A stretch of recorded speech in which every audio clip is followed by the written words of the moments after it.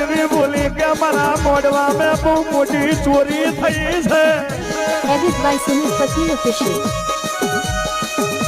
એ વખતે ગુવામાં કીધું ત્યારે માતાઓ બોલી હતી તઈને ના અંદરથી કે ચોરી થઈ મારા માંડવામાં, ચોરી થઈ છે. તેથી વસ્તી તપાસવા મારી ખીચા, તપાસવા મારી ઓંગળીઓ, તપાસવા માર્યા પાકીટો, પણ કોઈની ચોરી તો નથી થઈ. પઢિયાર બોલે કે માં અહીં તો કોઈની ચોરી થઈ નહીં, પણ તું જે કે હાચું માં, અમે ના નહીં પાડતા.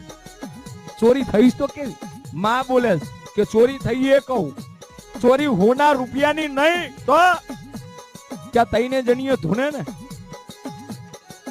એ દેવી પૂજકના કાપડા ચોરી કરેલા છે.